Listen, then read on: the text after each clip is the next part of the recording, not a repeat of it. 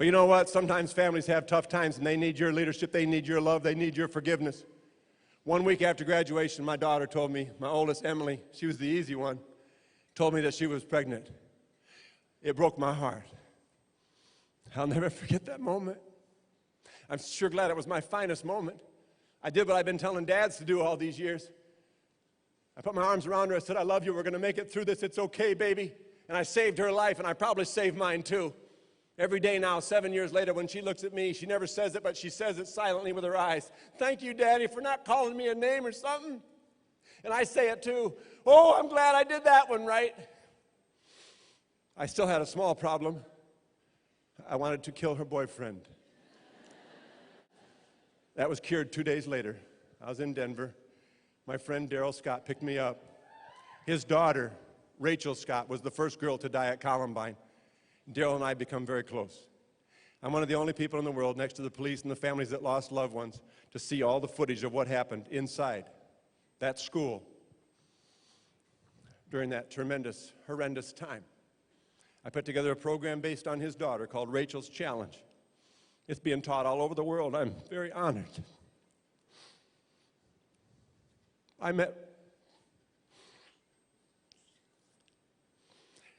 met Daryl, and I said, Daryl, this is 2 days later, I need your prayers. He goes, what is it, Bill? I can see it all over your face. Emily, my daughter, she's pregnant. She just told us 2 days ago. He changed my life with one sentence, people. He said, I'd give anything, Bill, for a pregnant daughter. If I could have held Rachel even for 20 seconds on those steps while she was dying, even if I couldn't have saved her, it would have been the greatest honor of my life. I'm jealous of you, Bill. You get to be there when she needs you. I can't imagine being your daughter and being pregnant, what a weight that must be. I write the books to help kids keep from being pregnant. I write the books for parents to help kids not have to be pregnant. He said, Bill, I'm jealous, and you get to be a grandpa before me. That night, I turned anger and bitterness into forgiveness and love. My son-in-law, Jeff, is one of my closest friends now. And I don't know what I would do without little Hayden. He's 6. And I just want to close with a little Hayden story. I am a mess up here. I cannot believe this. No, dude, don't cry for that.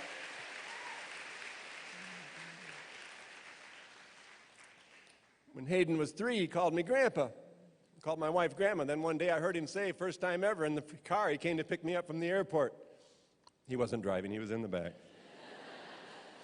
He's cool, man, got his own little Corvette. No. I heard him say, Grandma Sanders, can we go to your house? I never heard Sanders before. I didn't know he knew Grandma Sanders. I wanted in on this action.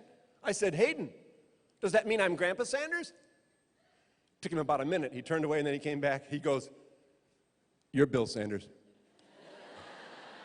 How cool is that? He knows my name. Last year he was 5. I said, Hayden, you want to help Grandpa vacuum the car? Yeah, Grandpa. We're walking to the garage. Can I turn on the switch? Absolutely. Does it have a switch or a button, Grandpa? It's got a switch. I know, Grandpa. Uncle Brandon told me you don't know very much about switches. I was just checking. We get out there. He's vacuuming with a wet vac. I'm moving the heavy artillery. It's typical man's club. I got golf clubs. I got old fries. I got CDs everywhere. All right. And all of a sudden, I hear this noise in the back of I hear over the roar. I hear this noise. I do not know what it is.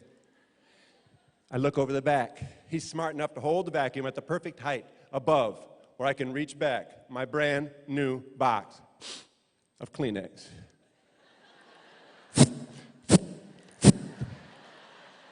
Grandpa, this really sucks your Kleenex out good. Let me tell you something. When I was a dad, I'd have ripped his little head off because he was ruining my Kleenex. But I'm a grandpa, and we're wiser than dads. We know how to chill. We know how to hang loose. And by the way, Hawaii, I'm really effective in January. Anyway, he said, Grandpa, this really sucks your Kleenex out good. All I could say was, suck on, brother, that is cool. You know what? I changed. I want you to go back, and if you need to change, you change. Oh, by the way, if you're willing to lighten up a little bit and change where you need to change, you'll get blessings.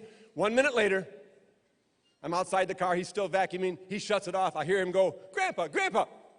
I go, what, Hayden? I thought he sucked his arm in there or something. I said, what, Grandpa? What, Hayden? He goes, I love you. Doesn't get any better than that. You know what he was really saying?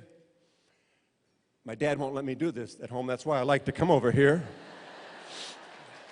But what he was really saying is, Grandpa, thanks for caring about me. Thanks for when you're with me, you don't look at anybody else. Thank you for spending time with me.